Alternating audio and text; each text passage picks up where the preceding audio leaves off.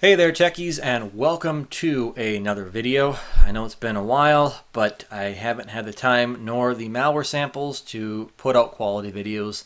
So sorry I have to keep giving the same message over and over again. However, I do have some content that I'd really like to show because there really are no good tutorials out on this specific service. So as you can see today, we're going to be taking a look at a product called NextDNS. Now, NextDNS is similar to a Pi-hole, and I set up a Pi-hole a little over about a year ago, and I loved it. The one downfall with Pi-hole is it basically you can't bring it with you.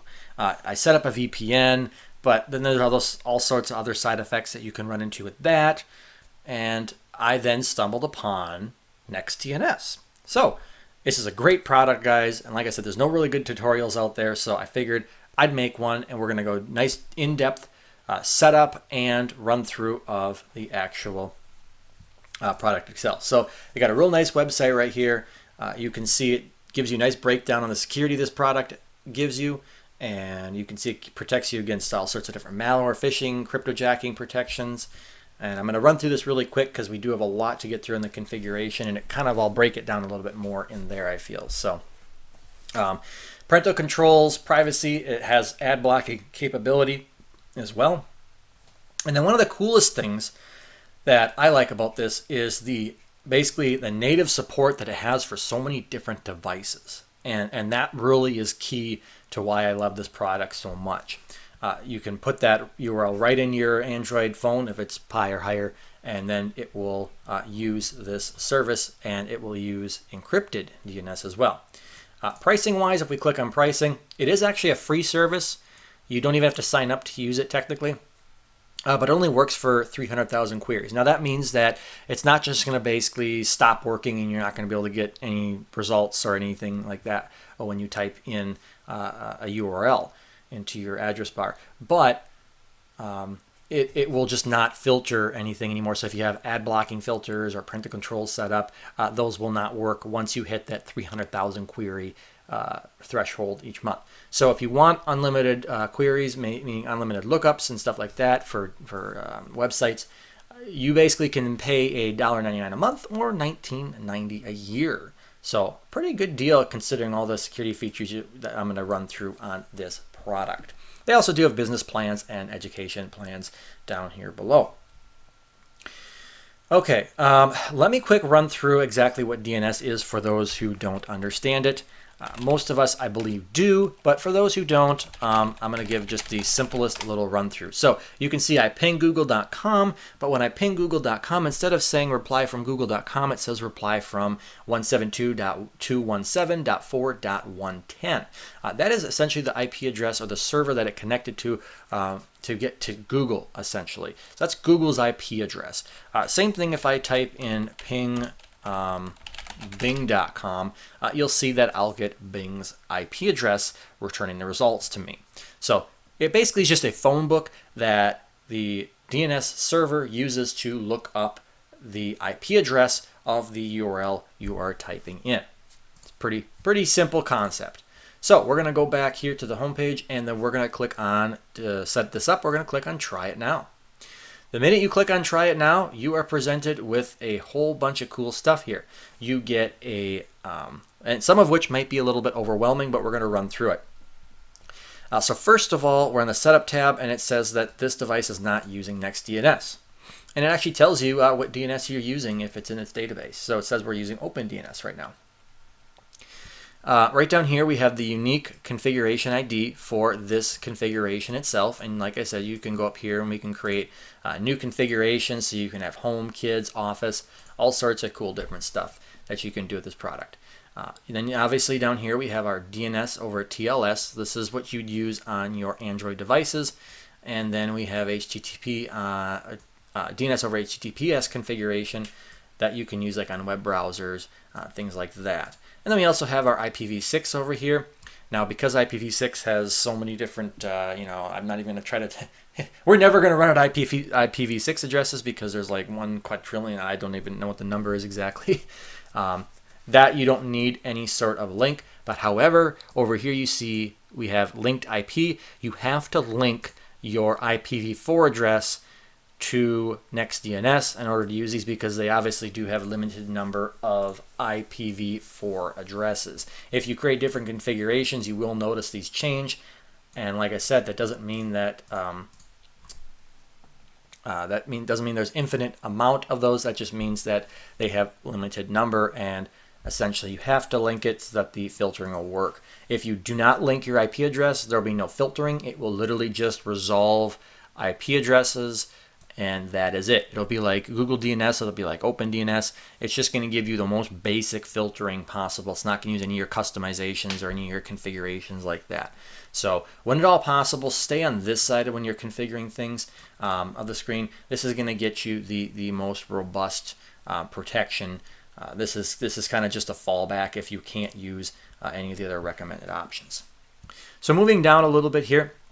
One of the cool things about NextDNS is they are really good about setup guides. They're really good about tutorials. And if we go and start at the Android tab here, you can see right here it's got private DNS. Like I said, Android 9 or higher. You can use this URL, and it really gives you a nice rundown of, you go to settings, network and internet, advanced private DNS, you type this address in there or copy and paste it in there, you hit save, that's it. You're running NextDNS. And you can start doing your configurations, you can load up different configurations, and you're good to go. They do have an app for people who have like Oreo instead of for Android instead of Pi, which is really nice. And once again, you go in the app, put that right in there for your configuration ID, you're good to go. Even older versions of Android, you still got the IPv4 and IPv6 fallback right there. iOS, same exact thing. They got the app, configuration profile, fallbacks. Windows, they do have they say recommended here. Now, I have not had good luck with this in the past. There's problems with installing it. I know they've been trying to get it working, stuff like that, but I would probably avoid using this option. I really wish they'd get rid of the recommended or just take it off entirely, because I have not had good luck with getting it, and nor has anybody else from what I read online. There's been quite a few issues with the software here, so I would kind of avoid this right here.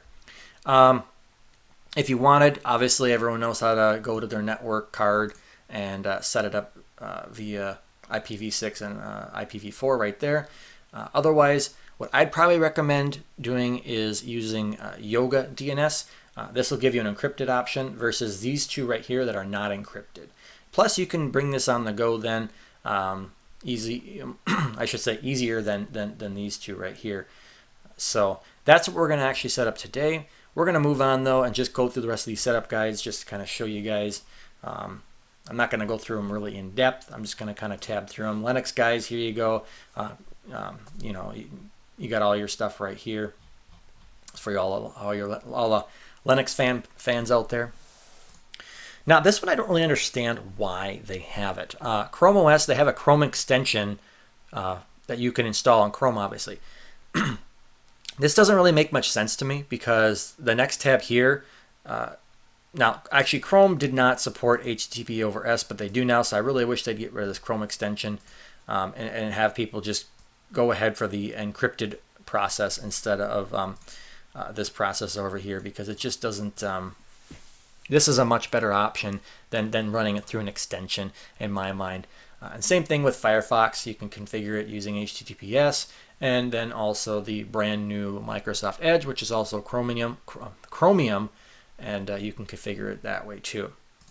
The absolute best option in your book would be to obviously configure it through your router. That way every single device is going to get the DNS configuration.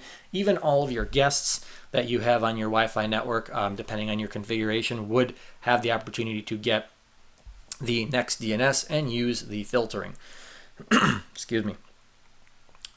You can also, if you have a router from Best Buy that you bought, or like any other retail store, or your ISP, you then can fall back obviously using the IPv4 and IPv6. Just once again, make sure you link your IPv4 address with your actual IP address to ensure that you get all the filtering. There are different options down here, such as DNS mask, WPF-Sense. You can use it with your PF-Sense firewall if you want. DNS crypt, that'd obviously be a better option than DNS mask. And that's pretty much all I'm going to go through on there. Something else I wanted to say here.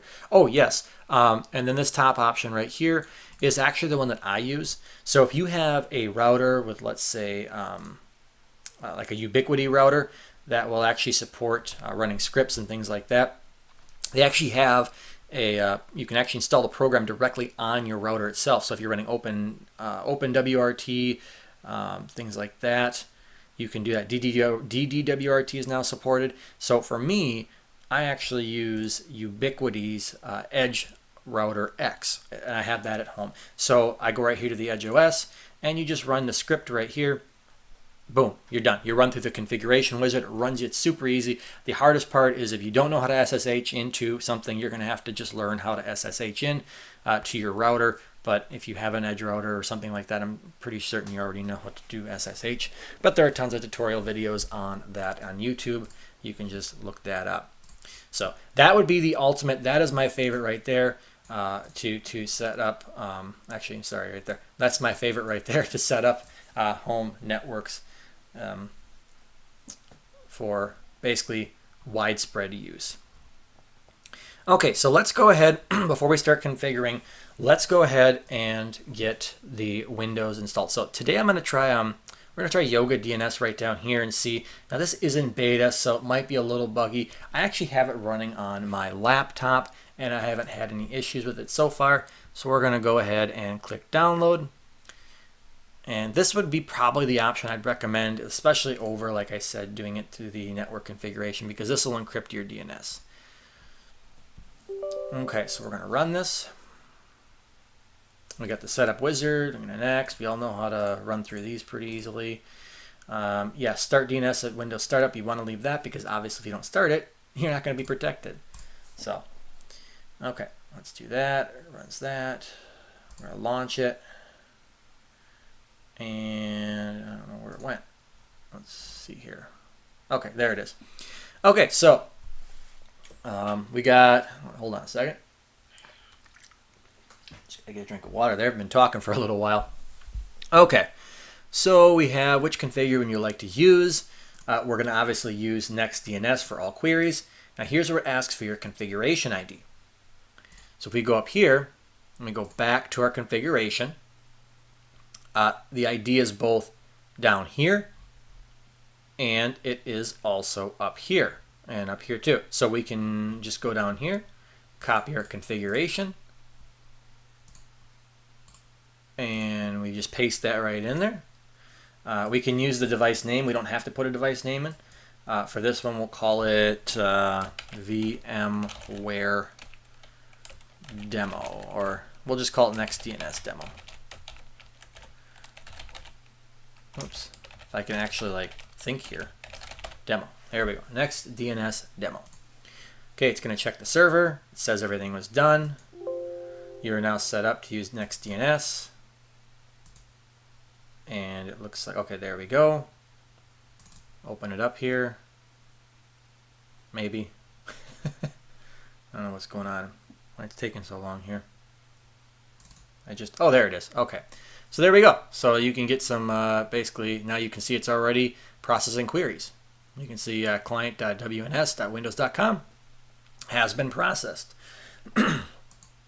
All right, so actually, and then it tells you right there, it'll be running in the background.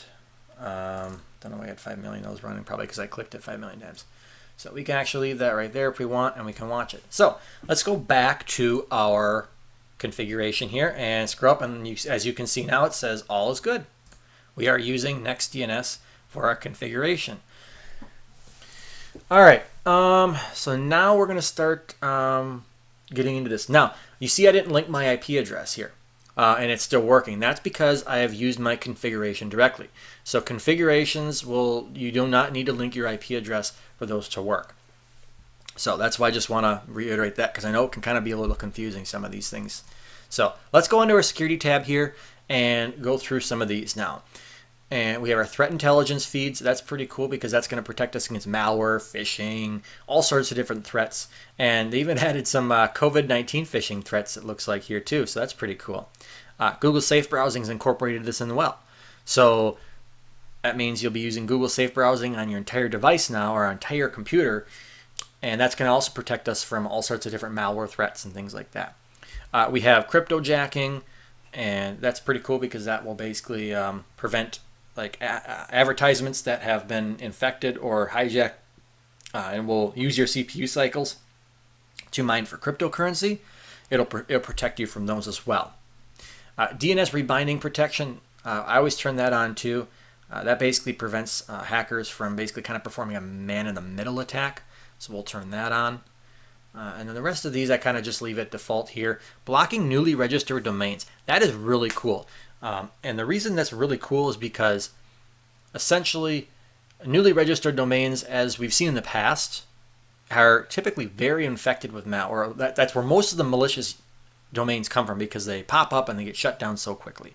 So if you're blocking all domains that have been registered in the last 30 days, you're going to stop a lot of the malware on your system. So, but keep in mind, you can also create some false positives too. If someone registered a domain in the last 30 days, or you have devices that they have domains that come and go, that might cause some issues. So if you're wanting to lock down a configuration and make like a new configuration and have it like lockdown, that would be definitely something you could look at implementing on that network. I usually block park domains too. You really don't need those. This is a really nice feature in itself. So TDLs, top level domains. If you click on that, you're going to get a whole list of basically top level domains that you can block. And most of these you really don't actually need. And I know people who have blocked all of these. So, but for instance, some of the coolest thing is .cn. Click that. We've blocked all Chinese domains now on our network. Now that is cool right there. Same thing, you can even block, I think, let's see, somewhere in here there's, I don't know if it's here, they may have got it off this part, but Russia too, like we can block all Russian domains. So if we go down to, that's the one thing I wish they would do, is they'd make this list a little bit easier to read here. I'm not going to spend too much time on this. Yeah, we don't need to spend oh, there it is. Okay, yep, so we can block all Russian domains as well. You gotta love that. That is cool in itself. Moving on to privacy here, they have block list support, so you can actually add different block lists. They have the default one they put on here. I am not a fan of it. I've found that it does create some false positives, so I would recommend removing this and adding. I'll show you which block list I would add. But you have all these different block lists that those of you who have used Pi-hole in the past probably will recognize a lot of these names. Easy list. So if you're running the AdBlock Plus extension or any ad blocker extension in your browser, you're using the easy list already. And you can click add and you can add that list right there. And they got tons of different lists in here. And you can actually submit new lists and they will put them on there as well. The one I would recommend is the OISD list. This list right here is phenomenal. It has all sorts of it right here. If you go to his website, you can see all of his included lists. A lot of these, like the easy list, are already incorporated in this one, and there are almost no false positives. I have reported a few false positives, and that was over the course of about a year, guys. So if you want, donate to his website too. Help him out, because he's got a phenomenal list going right now. That's all I can say. So let's get rid of that. And we're going to go ahead and add his list. You can see right here, there's 318,000 entries on his list. There's only 17,000 on the easy list and 69,000, little over, on the NextDNS list. So we can close out of that. And then if you want to get rid of lists, you can just go ahead, click the little X right there, and get rid of lists. Pretty simple as that. So native tracking protection right here. This is still in beta, but it is really also cool because you can block services like Huawei. And so if those of you who don't know, Huawei is basically a Chinese electronics manufacturer, and they've had a lot of different security issues, or I should say there's been some security concerns with their devices here in the United States and just in general. The different countries have actually banned them. So you can actually block all their services that they use using that right there, which is cool in itself. Moving on here to parental controls. For those of you who have kids, this is great. You're going to love this right here because you can actually block specific websites, specific services. So if we want to block Facebook, we can go ahead and block Facebook, and we can block services like TikTok, Tinder, Snapchat. You can just add them and you can remove them as you want to. So if you want to block Fortnite, you can block it if you want. Unblock it anytime you want to. And then categories. So if you obviously don't want your kids getting into porn, you block porn. And let's see, dating, we can block that. And then piracy. So if you don't want them doing peer-to-peer downloads, you can block peer-to-peer downloads right there. You can block social networks entirely right here. Some of them are a little redundant, but nevertheless, you have that option. This is actually brand new. They just added this a few weeks ago. And you can actually set recreation times. So you can actually set the times that you basically will say, okay, we're going to block, or basically it will not, these services will not be blocked during this time. So we could say like, okay, kid, when the kids come home from school, they got to do their homework. Once their homework is done, or after dinner, we can go online. So you can basically say from 6 p.m. to 8:30 is essentially recreation time. So then between the hours of 6:30 and 8:30, or 6 and 8:30, basically all these will not take precedent right here. So the websites, the games, so they can go to Facebook, they can go to TikTok, they can use Tinder, I guess, if you allow your kids to use Tinder, that kind of thing. And actually I see this right here too. Yes, so you can actually toggle on here on the recreation time. So you can say, okay, the kids can use Facebook and TikTok, but regardless, they can't use Tinder. And you can say, okay, little Timmy wants to do his, peer-to-peer downloads for whatever games he's got or something like that. You can say, okay, he can do that, but, still no dating and no pornography at all on our network. So you can actually adjust those. And that's actually brand new. I didn't, like I said, the recreation time, I've just gotten into that. So you can enforce things like Google Safe Search. So that means that they cannot disable Safe Search on the browser.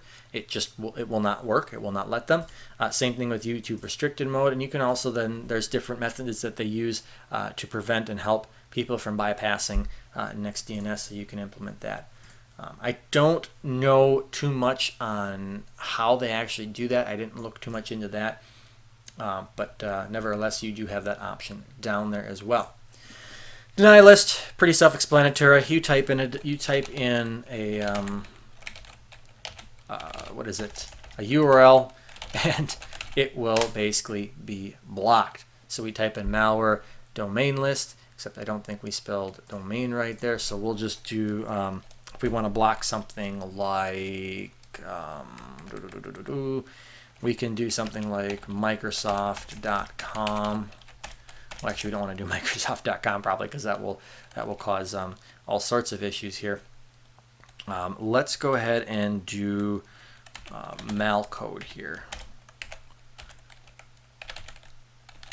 Try that one. There we go. So now we just blocked, and it's a cool thing too is you always kind of know when you mistype something, because typically the little icon there will show up. So now we can see right there we got malcode that is perfectly accessible. If we want to allow things, you can obviously type in your allow list. So we could do like youtube.com, and now youtube.com is on the allowed. If you want to toggle it off, toggle it on, get rid of it, you got that right there. Analytics, you can actually see all the different queries. So right now, just during this video, we've actually processed 59 queries, and it tells you then what exactly they were resolved, the top resolved queries, blocked IP address that they came from, and then the root domains as well. And then it tells you how many of your queries were encrypted. In this case, because we're the only client and we're using Yoga DNS here, it is going to be 100%. It also shows the destinations of the traffic here, so you can see all the different areas that our traffic is going, which is really cool because it can kind of tell you around the world where is your traffic exactly going. Logs, same thing over here, pretty self-explanatory. You get this little arrow that'll actually give you real-time logs. So if we go to a website like, so we just go to, let's just go to Google here, google.com. You'll see that then google.com will populate in here, and you can see there we go. Everything is populated in here, and you can see the blocked URLs too, and that's obviously an advertisement or stuff like that. So that's why that's being blocked. Same thing with that, and that's as well blocked too. Moving on to settings here, you can name your configuration. So we can say like my demo or we can just call it my demo. We'll just say there. There we go, my demo. And then you can also adjust logs. You can adjust the log retention. So if you don't want them to keep logs at all, you can just turn them off. But if you say, I only keep the logs for, let's say, a month, after that I don't really care anyways, you can go ahead and back it down to a month, and then you can clear the logs, or you can just let it and it'll clear it automatically. The block page here, this is something that I probably would enable on networks that are going to have, I guess I'd probably recommend, I just recommend it in general, enabling it, because if you don't enable it, what you're going to do, and I'll show you this here in a second. Let me turn that off actually, and then we'll show you a difference between block page and no block page. So let me go to a website that we have blocked, which is obviously malcode. And you're going to basically just get an error message such as this. And that just doesn't really tell you much of anything. It's just basically saying that the name could not be resolved. Now that means it was successfully blocked. And if we go in here to our logs, we should be able to see that indeed malcode was blocked by our deny list. And here's the device that it was blocked on. So now if we enable our block page here, it's going to present us with a nicer option, but we're still going to have a problem. So I may have to flush the DNS here, guys, but we will see. Oops. I should actually probably just save this in my favorites here. Yep, okay, so it still is doing that because we have to flush the DNS here. And the reason we have to flush the DNS is because it basically is cached in the system here. So we have to go ipconfig. This would actually end up resolving itself within about a few minutes, but to resolve it right away, we're just going to flush the DNS cache right away. So let me go to malcode here, and you can see now we have a block page that popped up here. Now we actually did have this work the way it's supposed to work, but now in certain situations where you have a website that is actually an HTTPS website or encrypted, it will not display this nicely. So for that, what we have to do is we have to install a root certificate, and right down here to remove HTTPS warnings, you have to install this. So it's pretty easy. They have instructions right here that you can follow if you want how to do it. They actually had these incorrect, and actually I let them know that they were incorrect. They had it in the wrong folder, and they actually changed them pretty quickly. So that was really nice that they are watching constantly. So what we're going to do is we downloaded the certificate. We can open it up, run it, and then we install certificate. I usually do local machine. That way, if you have multiple people on it, it will essentially be able to then work for everybody. So what we're going to do is they before had it said automatically select. We don't want to do that because it's going to put it in the wrong folder. We want to browse, and we want to place it in the folder. We want to place it in the trusted certificates. So if we did automatic, I believe it placed it in the intermediate certificate authorities, and that one would not work for Chromium and anything like that. So we have to place it in the trusted root certificate authorities. We click OK, we click next, we click next or finish, and there we go, successfully imported. So now if we do a website such as google.com or anything that is encrypted, it would actually work, and it would not present us with a certificate error message on our screen. So there we go. So we got our block page working. And then down here, I'll usually turn cache boost on because that'll minimize the time to live, and then the CNAME chasing, which also minimizes just excessive queries and stuff like that. Or CNAME flattening. Sorry, not chasing. What am I thinking? I'm reading this up here and that down there. So yes, I turn on CNAME flattening as well. Okay, that's pretty much it for the run through. So what I will do now is, like I said, this also blocks ads. So we're just going to try and go on the internet here and see if we can find some ads. So one of the biggest offenders here is, I'd have to say, speedtest.net. So let's go to speedtest.net. And normally you'd see all sorts of advertisements flying all over the screen. But in this case, we see none. There are no advertisements, none whatsoever. We can click start the test will work perfectly fine, and yet we do not have to look at advertisements. Well, the test should work perfectly fine. There we go. It's just, I have it on a VPN connection right now, so that's why it's taking a little bit longer to do some of these things, because it's running it through a VPN. So otherwise we can do things like another one here is test my ad blocker, and then I think it is it the first one here? I don't know, it's one of them that's really nice. Yeah, this is one I was using when I was testing Pi-hole out, and normally you'd get advertisements that would show up in between here, and it tells you that, and it basically tells you if you have a successful configuration or not. And as you can see, we have no ads. I don't know if Best Buy still has their ads. They used to be horrible with ads on the top and stuff like that. So we'll see if we have Best Buy. No, they changed their website. That's right, they did. Okay. I'm trying to think of other websites that would be pretty big offenders for ads that we could go to. Oh, how about we go to Yahoo? They love, yahoo.com. They love advertisements. So we go over to yahoo.com. You can see that basically we have, advertisements from Yahoo that are showing up, but then other advertisements that are not showing up. So that's pretty cool in itself. So that is pretty much it. That is NextDNS. I can't obviously show you on my phone right now because I don't have any recording software, but for the most part, yeah, this is a great program. I love it, the fact that you can you can set all sorts of different things up. It's got a block page, as you can see right here, that you can then at least inform you on things. So go out, give it a try, and I guess comment. Let me know what you think of the video. Let me know what you think of the quality and everything of this video.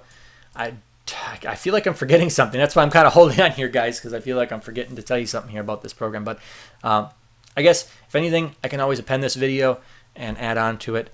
So until next time, guys. Hope you enjoyed the video, and we'll see you guys later.